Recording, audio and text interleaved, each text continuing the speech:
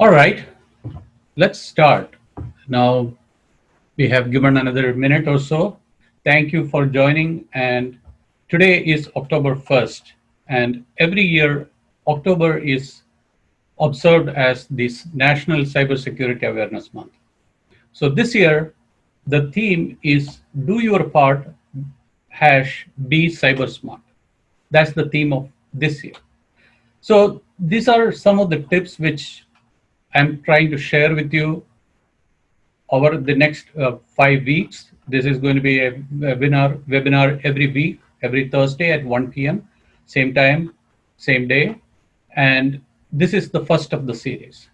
So what we are trying to do is sharing some ideas which we gathered to better your business or protect your business, and that's what it is. You can stop me at any time, ask me questions, put it in the chat or Q&A. I am observing that as well, so I will try to answer it as we go on. Time wise, I'm trying to make it as short as possible to get you back to your daily work, and my estimated time to do the presentation is 20 to 25 minutes, and if there are any questions, it may go up to 35 minutes at the most. So let's start. So first, we are trying to do a presentation. Government's investigating a massive cyber attack. Hackers, big breach. Massive cyber attack. A major security attack. The largest attack ever.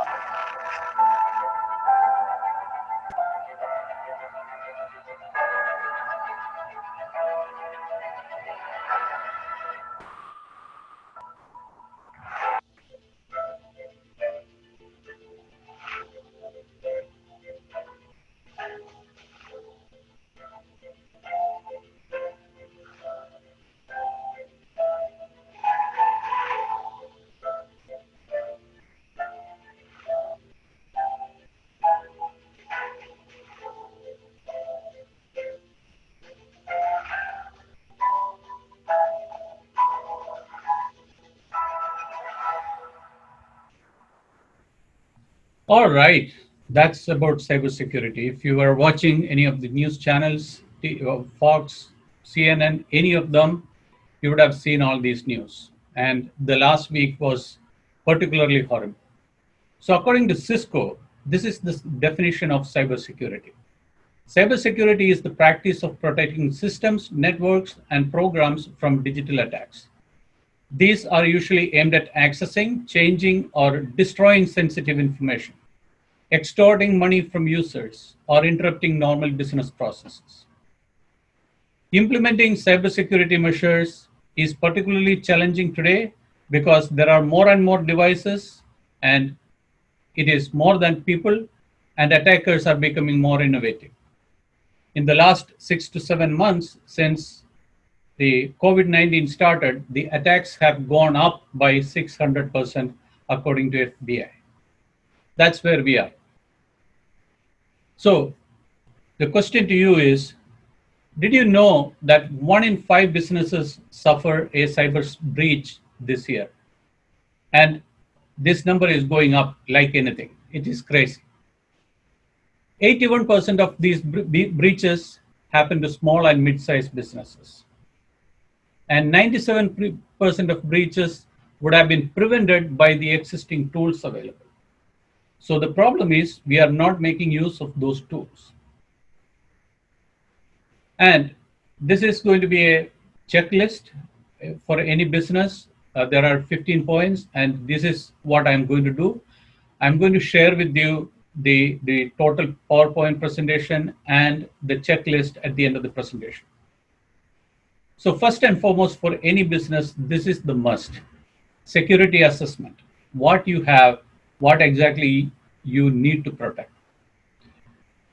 It is not the hardware. Hardware is a piece of hardware. You can destroy it, it can be stolen, it can happen, anything can happen to it. But what if the data stored in those devices? How do you protect it? A hardware can be replaced, but what about the data? That is the most valuable asset. So a security assessment should be done with the objective in mind that what exactly you are protecting.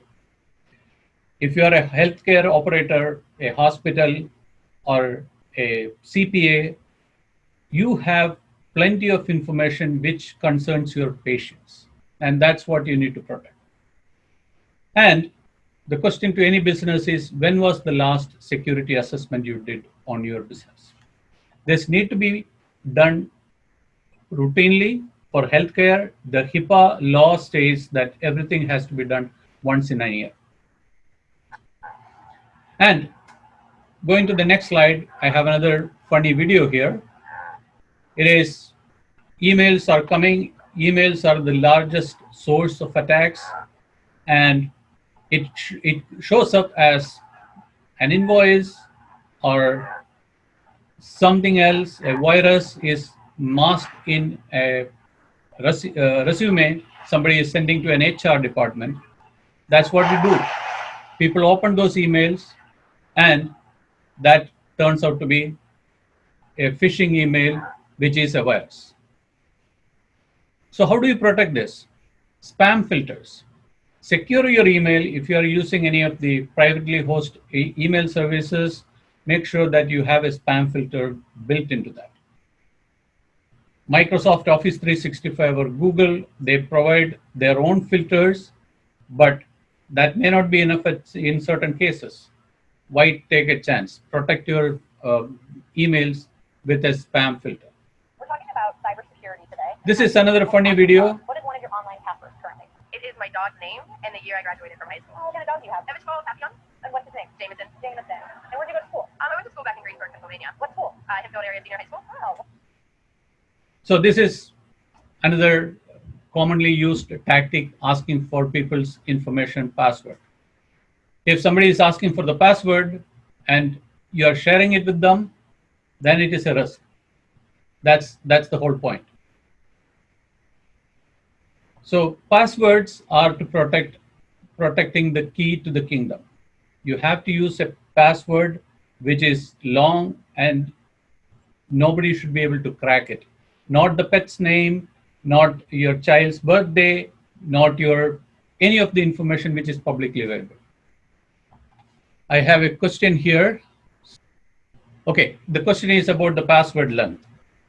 The longer the password, the more complex the password is, it is safe.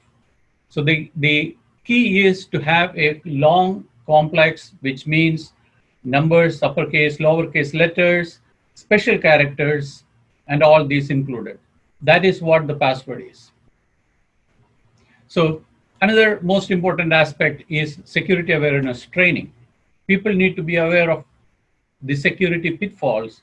Google has created a wonderful 8-question video which helps you identifying the phishing emails which are targeted directly to you or a common phish email.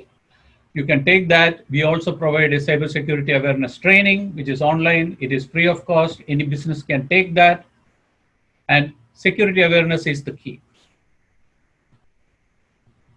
Another most important aspect is advanced endpoint protection. When you say endpoint protection, it is not the antivirus. Antivirus, those days are gone. The antivirus, it was good for certain viruses.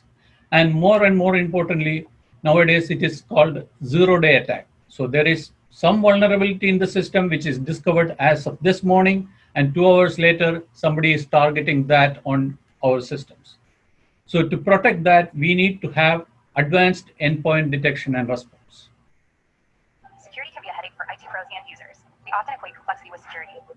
I'm going to skip that video, but again, the key is when you log in, are you using a login, password, and another factor, which is called a multi-factor authentication.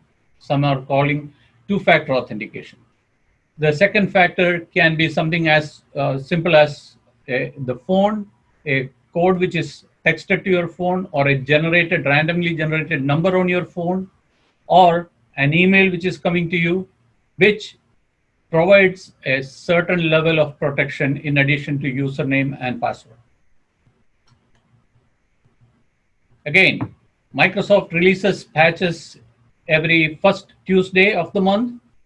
Make sure that your computers are patched, not just Microsoft computers, any devices, Microsoft, Apple, or even phones. Make sure that they are patched to the latest manufacturer's specified code level. And that makes it much more secure than unpatched devices. Dark web. What is dark web? Dark web is the underground or underworld of the internet. That is where all your data, which is stolen from you or any business, is being sold. If you look at the last few months, the number of texts which are appearing on your phones have gone up. It is from FedEx or USPS. It says that your package is held, and click on that link and you get hacked. But have you ever thought that how these people got hold of your phone number? It might have leaked from one of these people who collect all our phone numbers and sold it in the dark web. That's the key. So make sure that your dark web is monitoring continuously. It is not having any of the leaked passwords. Many password incidents have happened. LinkedIn, Yahoo, a lot of other places lost their passwords, which kept in plain text format, and it was compromised. And it is sold in the password. And if you are keeping the same password for all your logins, whether it is bank or email, what is going to happen? If somebody is getting hold of that password, they can compromise your email as well, and thereby getting into the bank account. So make sure that you do routinely check the dark web, whether for any compromised passwords available for sale. This is another one which is very important for businesses: security, incident, and event management. Make sure that somebody is watching all the time if any intruder is coming into the system, doing something malicious, and getting out, and getting your data compromised. Another aspect is protect your device or network with filtering. Filtering is an additional layer of protection. This is not an antivirus or anti-malware. This is you are putting another layer on top of that.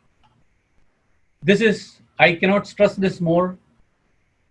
The handheld phone you are holding in your hand is much more powerful than a computer 5 years back. It stores all the data which a computer can have. Only thing is it is smaller in size, but that doesn't make it any less vulnerable than any of the computers. Make sure that you are protecting your device, handheld device. Again, all these patching, antivirus, anti-malware, everything is applicable to the mobile device as well. Firewall. If you're a business user, a firewall is a must. You have to have an intrusion prevention system and an intrusion detection system for your business. That's what the firewall is doing. And make sure that you are logging in all the traffic incoming or outgoing. Encryption is another key. You have to have encryption turned on all the devices, whether it is your laptop or your phone. It should be encrypted. Even if you lose the device, there is no way the person who find it can get into that. And data should be protected both at rest as well as in transit. That is in an email. If you are attaching it to an email, that should be encrypted as well. So if any key information, say, for example, you are sending your personal tax return to, say, the CPA or a loan officer, make sure that the data is encrypted. It is sent by an email which is encrypted. Cannot stress it more. Backup, backup, backup. Backup your data. The government recommended strategy is 3-2-1. That means 3 copies of the data, 2 different media, and the last one is offsite. So you have to have 3 copies of the backup. One is to be kept outside the office. What if something happens? A theft is happening in the office. make sure that you are keeping that data offshore or outside the office. And last but not the least, this is a must for every business: cyber liability insurance. Just it is as important as you have a business insurance, you must have a cyber liability insurance. One of our future sessions is going to be it is exclusively on the cyber insurance. I will be talking to a cyber insurance specialist who is an insurance agent as well. So this is the slide which you have seen, all the slides. I put together it as a one pager. If you want, you can ask for that. And weekly security tips, it is available here. Send an email to info@veltecnetworks.com, or you can get everything at the 15ways.veltecnetworks.com. If there are any questions, I am happy to answer. All right, there is no other question. Yeah, I have one more question which says difference between malware and virus. So it is basically the same.